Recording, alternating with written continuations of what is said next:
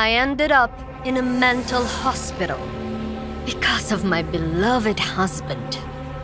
Hope you get well soon, dear. It all started on our anniversary. This is for you, honey. Get dressed. I've booked a table at a restaurant.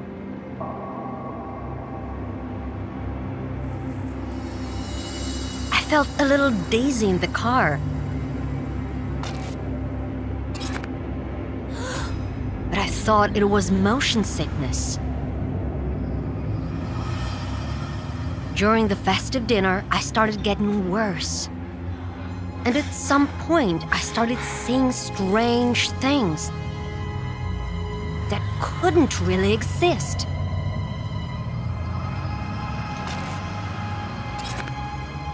Silhouettes of extraordinary shapes and sizes terrified me when there were too many of them.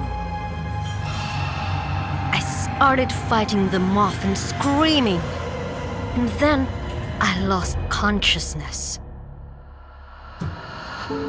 When I woke up, I saw a psychiatrist in front of me. After questioning me about what had happened, he said, "Such a sharp clouding of consciousness is very strange. We'll do a checkup once a week, and over time, we'll find out what is happening to you." He gave me some sedatives and was about to leave, but my husband intervened.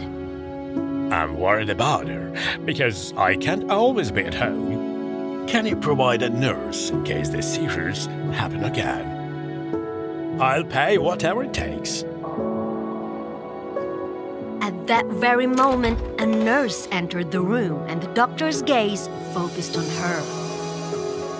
Okay, we'll figure something out. From that day on, sweet Mary became my private nurse. She was very helpful and kind. Good makeup is the best stress reliever. No, this lipstick looks better on you. Unfortunately, despite her efforts, the seizures recurred. One day, Mary took me for a walk. And while passing by a beautiful flower bed, asked me to take a couple of pictures of her. While I was taking the pictures, she started receiving messages on her phone. My husband wrote them, but he was named My Love in her contacts. The dizziness recurred and I fainted. I woke up already at home and Mary was sitting next to me. Finally, you're awake. I'll make you some tea. I was lucky because Mary left her phone on the nightstand. And as soon as she left the room, I started checking it. To my surprise and fear, there were no messages from My Love on her phone. But these suspicions did not leave my head. I'm definitely going crazy. The evening arrived and Angel came home from work. Mary gave me sleeping pills saying that I had a hard day. But instead of taking them, I pretended I did. And acted like I fell asleep.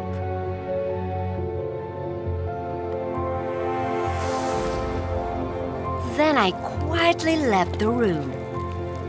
I deleted the messages and left my phone next to her.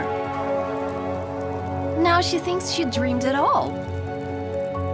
A little more time, and we'll put her in a madhouse. I'll sell her house, and you and I will go on indefinite vacation, my love. Hearing that made me furious. I heard everything. You pack your things and get out of my house. But they just laughed at me.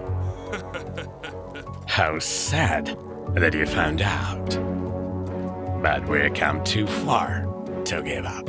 Mary called an ambulance and started beating herself. Angel did the same.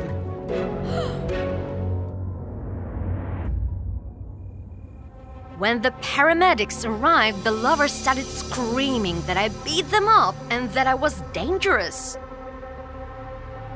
They said I needed to be in a psychiatric hospital. The paramedics believed them, grabbed me, and dragged me into the ambulance.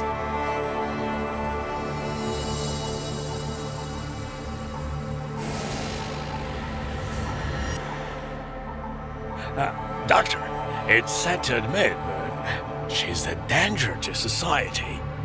But instead of agreeing with my husband, the doctor opened the doors of my ward. Her symptoms initially seemed strange to me. She seemed to be taking a drug that had recently disappeared from our clinic. But when she told me about your relationship with Mary and brought a lipstick which contained the same drug, everything became clear to me. Take this couple away. Have a good time in prison. No matter how strong evil is, good always wins.